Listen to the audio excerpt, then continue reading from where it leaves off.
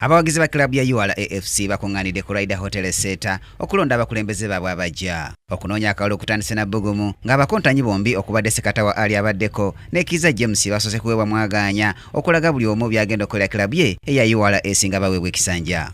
Okuva lwe mwatukwasa klabu ne bannange mu myaka 5 tubaleetedde ebikopo 4, babaleetera Premier League emu, babaletera Uganda Cup 2, katufe ba champion ba East Africa mu Mapinduzi. Naye nze kinjagala abasambi ba URA bonna eyo first 11 gye tulina ere ku timu y'eggwanga either as substitute kubanga main player. Oluvannyuma okulonda kutandise era nga obwedda balonzi bayitibwa mannya okuva ku lukalala.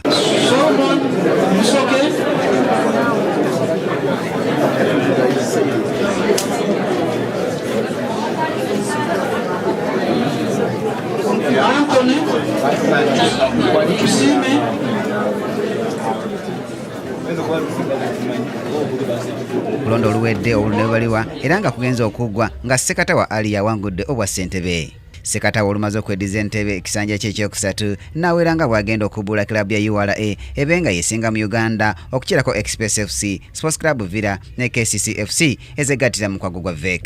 Plan ze tuyina kati twagala era nga bulijjo okuddamu okusinga ebikopo.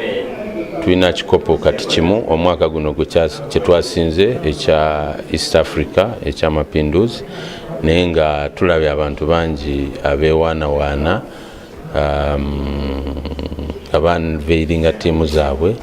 So ekisooka mandate esooka nti tulina okudda ku ntiko ya league n'okusinga ekikopo kya league. Oluvannyuma lw'okulonda okuggwa klabu ya URAFC yakuteekateeka tabamiruka waabwe mwegenda okola ennongooseza mu ssemateeka omulina okwongeza ekisanja okuva ku myaka 2 okudda ku myaka 4. URAFC yakawandiisa omusambi omu omujja ng'ono ye Fred Okoti okuva mu Lweze FC muto wa Joseph Ochaya agukyangira mu KCC FC. Okoti azze embigere ya musajja mukulu Simewo Masaba ng'ono kontrakiti yagwako omwaka oguwedde era nga yasumusiddwa n'ateekebwa mu by'ekikugu.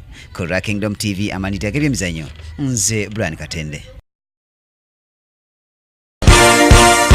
This is Kingdom TV.